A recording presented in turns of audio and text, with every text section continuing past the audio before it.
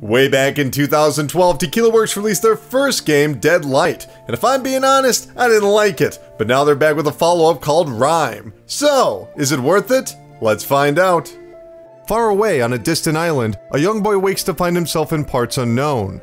This is the simple premise of RiME, a fairly straightforward though surprisingly effective puzzle platformer. There's an undeniable sense of wonder echoing throughout the darkened caves and vibrant oceans. RiME is dreamlike in its delivery, stumbling from one solution and environment to the next while rarely reflecting on earlier events. Instead, its narrative and gameplay gradually snowball, educating the player without tutorials or spoken dialogue. RiME doesn't challenge, it invites and encourages. And it's through this unusual method that RiME becomes one of the most memorable experiences of the year so far.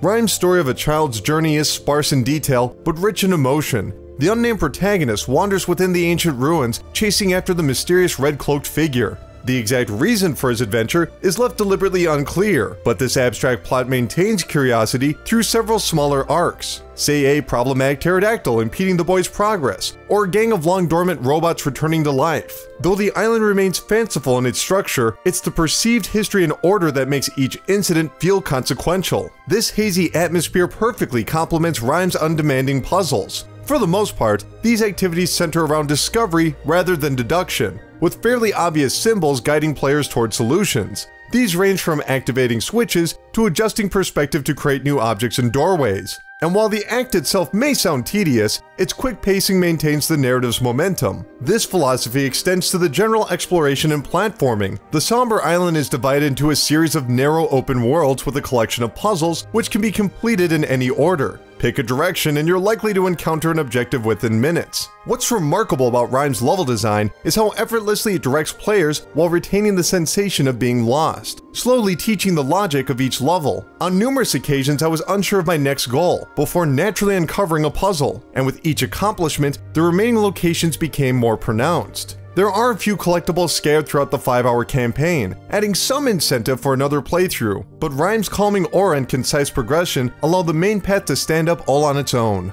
Visually, RiME doesn't quite live up to its art direction, though the use of color from sharp blues to consuming oranges, oppressive grays and rustic browns envelop players into the island's gorgeous surroundings, the natural elements feel slightly under-detailed, with flattened ground and seemingly dry water. Still, the overall concepts are impactful in their minimalism, with charming character designs and whimsical animations. Unfortunately, the awkward frame rate stuttering interrupts the game's subdued tone. Though rare, these presentational issues can severely impact the brief cutscenes. Lastly, there's RiME's rich soundtrack, featuring playful piano, soaring strings, forceful brass, and haunting choirs. Given the story's reserved nature, this music beautifully conveys the boy's emotional state.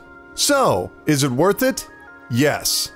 RiME's themes of life, loss, hope, and acceptance are devastating in their accuracy. By transforming familiar experiences into wondrous landscapes and magical creatures while preserving accessibility and engagement, Tequila Works have successfully crafted a modern fable.